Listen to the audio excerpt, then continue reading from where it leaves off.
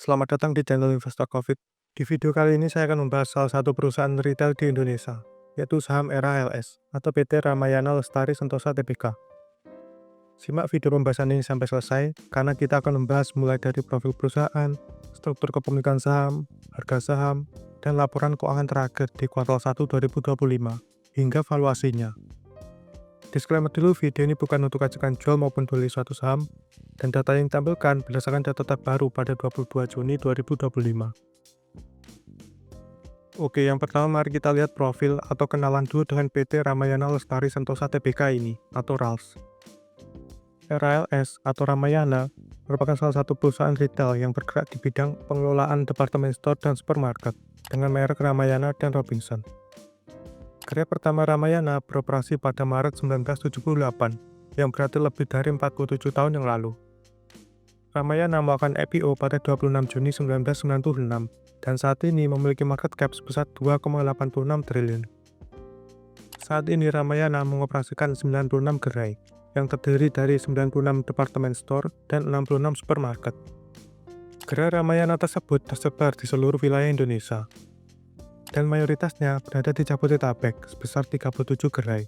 Kemudian di luar Jabodetabek tapi masih di Pulau Jawa sebesar 25 gerai, dan sisanya 34 gerai tersebar di luar Pulau Jawa, ada di Sumatera, Kalimantan, Bali, NTT, Sulawesi, Maluku, dan Papua. Kemudian mengenai pemegang saham mayoritas atau pengendali Ramayana adalah PT Ramayana Makmur Sentosa, dengan kepemilikan sebesar 55,88%.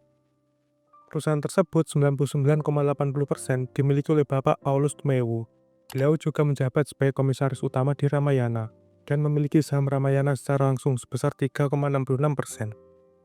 Kemudian 0,20% saham PT Ramayana Makmur Sentosa dimiliki oleh Bapak Agus Makmur. Beliau juga menjabat sebagai direktur utama di Ramayana, dan memiliki saham Ramayana secara langsung sebesar 0,85%. Kemudian pemegang saham Ramayana lainnya ada masyarakat atau publik di bawah 5% kepemilikan sebesar 23,20%, dan 16,41% sisanya saham treasury. Berdasarkan hasil public exposure Ramayana pada 9 Mei 2025 kemarin, manajemen masih belum memutuskan mengenai penggunaan saham hasil buyback tersebut. Selanjutnya mari kita lihat laporan keuangan kuartal 1 2025 Ramayana. Total aset Ramayana saat ini sebesar 5,74 triliun, naik 788 miliar atau 15,91% dibandingkan kuartal 4 2024 yang sebesar 4,95 triliun. Mayoritas dari aset Ramayana adalah kas dan setara kas sebesar 1,71 triliun atau 29,93% dari total aset. Pos tersebut naik 685 miliar atau 66,24%. Kemudian mari kita lihat arus kas Ramayana untuk mengetahui detail dari kenaikan kas dan setara kas tersebut.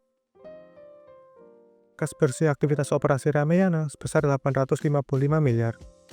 Kas aktivitas operasi tersebut naik 590 miliar atau 200% dibandingkan periode yang sama tahun sebelumnya. Hal tersebut mayoritas dikarenakan naiknya pos penerimaan kas dari pelanggan. Kemudian kas bersih aktivitas investasi Ramayana minus 149 miliar untuk penambahan aset dan penempatan deposito berjangka. Sedangkan kas bersih aktivitas pendanaan Ramayana minus 50 miliar untuk pembayaran liabilitas sewa. Jadi, kenaikan kas dan setara kas Ramayana mayoritas berasal dari kas aktivitas operasi, dari penerimaan kas dari pelanggan.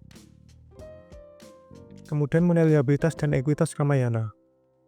Total liabilitas Ramayana saat ini sebesar 1,95 triliun, naik 570 miliar atau 41,38% dibandingkan kuartal 4 2024. Seperti yang telah dijelaskan oleh pihak manajemen sendiri, kenaikan liabilitas Ramayana mayoritas disebabkan oleh pos utang usaha pihak ketiga dari 612 miliar menjadi 1,12 triliun, telah naik 512 miliar atau 83,57%. Hal tersebut dikarenakan meningkatnya jumlah pembelian barang dagang dalam menghadapi musim Lebaran 2025. Karena kita juga tahu bahwa Lebaran 2025 dimulai tanggal 31 Maret 2025, alias sebelum berakhirnya periode kuartal pertama 2025 pada laporan keuangan. Kemudian kenaikan liabilitas Ramayana lainnya yang minoritas berasal dari pos utang pajak dan beban akrual. Oh iya, jika kita lihat seluruh liabilitas Ramayana tersebut yang sebesar 1,95 triliun, Sebenarnya bisa dilunasi dengan kas dan setara kas yang ada, ditambah pencairan deposito berjangka. Sementara itu, ekuitas Ramayana saat ini sebesar 3,79 triliun, naik 217 miliar atau 6,09% dibandingkan kuartal 4 2024. Ekuitas yang naik dikarenakan meningkatnya saldo laba yang belum ditentukan penggunaannya. Kemudian mengenai pendapatan dan laba Ramayana. Pendapatan Ramayana kuartal 1 2025 sebesar 1,14 triliun, naik 316 miliar atau 38,17% dibandingkan periode yang sama tahun sebelumnya. Mayoritas dari pendapatan Ramayana tersebut, 72,54%, berasal dari penjualan barang beli putus sebesar 831 miliar. Pendapatan tersebut naik 192 miliar atau 30,15%. Penjualan barang beli putus adalah model bisnis di mana Ramayana membeli produk dari pemasok secara langsung dan menjualnya kembali di gerai mereka. Dalam model bisnis ini, Ramayana memiliki stok barang dan menanggung resiko kerugian jika barang tidak terjual. Kemudian 27,46% pendapatan Ramayana berasal dari komisi penjualan konsinyasi sebesar 314 miliar. Pendapatan tersebut naik 123 miliar atau 65,08%. Komisi penjualan konsinyasi adalah pendapatan yang diperoleh Ramayana dari penjualan barang-barang yang dititipkan oleh pihak ketiga di gerai-gerai Ramayana, di mana Ramayana bertindak sebagai pihak yang menjualkan barang tersebut. Jadi, Ramayana tidak membeli barang tersebut secara langsung, melainkan hanya mendapatkan komisi dari hasil penjualan barang titipan. Kemudian jika kita lihat berdasarkan segmen geografisnya, mayoritas pendapatan Ramayana sebesar 749 miliar atau 65,43% dari total pendapatan diperoleh di Jawa, Bali, dan NTT. Sedangkan di Sumatera sebesar 174 miliar atau 15,27%. Dan 104 miliar atau 9,16% dari Kalimantan. Kemudian sisanya 116 miliar atau 10,15% dari Sulawesi dan Papua. Dari seluruh pendapatan Ramayana sebelumnya yang sebesar 1,14 triliun, Ramayana memperoleh laba sebesar 217 miliar, naik 111 miliar atau 103,97%. Kenapa laba Ramayana naik sangat banyak, mencapai lebih dari 100% atau 2 kali lipat? Tentu faktor utamanya dikarenakan naiknya pendapatan Ramayana.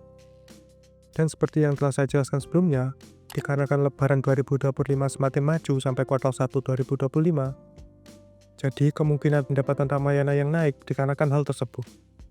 Pada hasil public expose Ramayana 9 Mei 2025 kemarin, manajemen juga menjelaskan bahwa penjualan pada periode Lebaran berkontribusi hampir 30% dari total target penjualan tahun 2025. Kemudian mari kita bahas historis dividen Ramayana. Berdasarkan data di Stockbit, Ramayana rutin bahkan dividen setiap tahunnya, sejak tahun buku 2008. Cuma di tahun buku 2020 saja Ramayana tidak memberikan dividen. Dikarenakan pada saat itu, Ramayana mengalami minus laba bersih. Kemudian historis dividen payout ratio Ramayana juga sangat besar. Dalam 4 tahun terakhir, tepatnya pada tahun buku 2021 sampai dengan 2023, dividen payout Ramayana sebesar 110,26%, 87,2%, dan 98,7%. Dan dividen payout ratio untuk tahun buku 2024 juga sangat besar. Berdasarkan risalah RUPST Ramayana pada 9 Mei 2025, menyetujui pembagian dividen tunai sebesar Rp60 per saham, atau setara Rp355 miliar sekian.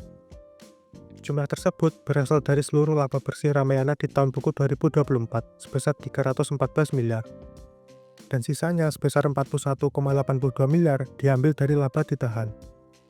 Jadi, dividen payout ratio Ramayana untuk tahun buku 2024 sebesar 113,32%. Jika kita hitung dividen per share tersebut dengan harga saham Ramayana saat ini yang di Rp404, maka dividen yield-nya sebesar 14,85%. Bagaimana menurut pendapat kalian mengenai dividen Ramayana tadi? Silahkan tulis pendapat kalian di kolom komentar. Kemudian mengenai pergerakan harga saham Ramayana. Jika kita lihat dalam 5 tahun terakhir, sejak bulan Juni 2020 sampai sekarang, harga saham Ramayana di tahun 2025 saat ini merupakan yang terendah, apalagi saat awal bulan April kemarin, yang sempat di bawah harga Rp330. Dan jika kita lihat harga sahamnya sejak tahun 2005, harga saham Ramayana pada awal bulan April kemarin juga merupakan yang terendah. Padahal harga saham Ramayana sempat mencapai harga 1.800-an rupiah pada bulan Februari sampai April 2019. Apa yang menyebabkan harga saham Ramayana cenderung turun terus trennya? Bahkan lebih rendah jika dibandingkan harganya saat penurunan COVID 2020 kemarin. Jika kita lihat pendapatan dan laba Ramayana tahun buku 2024 memang turun jika dibandingkan tahun buku 2018 dan 2019 saat harga sahamnya mencapai titik tertingginya. Akan tetapi, pendapatan dan laba terendah terjadi di tahun buku 2020 dan 2021. Jadi, faktor apa yang menyebabkan harga saham Ramayana turun terus? Apakah dikarenakan bisnisnya yang sudah tidak bertumbuh? Atau ada faktor lain? Silahkan tulis pendapat kalian di kolom komentar. Kemudian mengenai valuasi dari PER dan PBV Ramayana. Harga sahamnya saat ini sebesar Rp404 per lembar. Maka, PER Ramayana sekarang di 6,74 kali, sedangkan PBV-nya di 0,76 kali. Terlihat bahwa PER dan PBV Ramayana lebih rendah dibandingkan rata-ratanya dalam 3 tahun terakhir. Tapi bagaimana jika kita lihat juga valuasi dari kompetitornya, yaitu LPPF? PER LPPF sekarang di 3,23 kali, sedangkan PBV-nya di 3,67 kali. Dari segi PER, LPPF lebih murah, sedangkan dari segi PBV, Ramayana lah yang lebih murah. Jadi bagaimana menurut pendapat kalian mengenai valuasi dari Ramayana dan LPPF tadi? Tentu kita tidak bisa mendapat kesimpulan mana yang lebih baik jika hanya membandingkannya dari segi PER dan PBV saja. Terdapat banyak aspek serta rasio atau indikator lain. Oke, mungkin sekian video ini. Semoga menambah insight atau wawasan baru mengenai saham Ramayana. Mungkin video ini bisa menjadi gambaran dasar mengenai saham Ramayana. Silahkan analisa lebih dalam dan tulis pendapat kalian di kolom komentar. Oke, sampai jumpa lagi di video selanjutnya.